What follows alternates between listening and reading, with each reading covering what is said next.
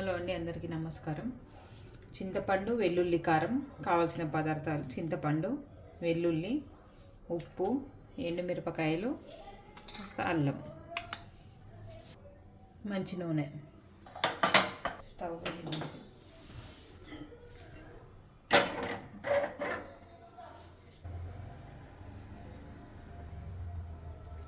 దీనికి ఆయిల్ ఎక్కువ పడుతుంది. ఆయిల్ వేడెక్కిన తర్వాత మిరపకాయలు వేసి వేయించుకోవాలి. మాడిపోకుండా వేయించుకోవాలి.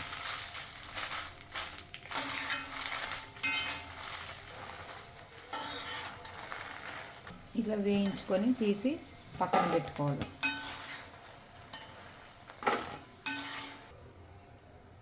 మిరపకాయలు వేయించిన నూనెలో వెల్లుల్లి, చింతపండు, అల్లం,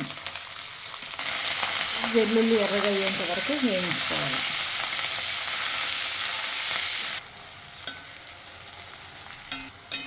ఇలా వెల్లుల్లి ఎర్రగా అయిన తర్వాత తీసి చల్లారడానికి పక్కన పెట్టుకోవాలి.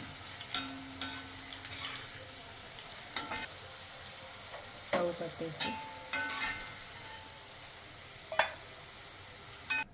మిరపకాయలు, వెల్లుల్లి పూర్తిగా చల్లగా అయిన తర్వాత మిక్సీ పట్టుకోవాలి. ముందుగా మిక్సీ జార్లో ఉప్పు వేసి ఒక రౌండ్ తిప్పుకోవాలి. చల్లారిన మిర్చి వేసుకోవాలి.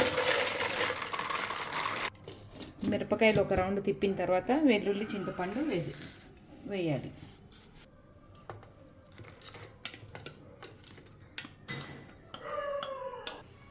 వేయించిగా మిగిలిన నూనె కూడా ఇందులోనే వేసుకోవాలి.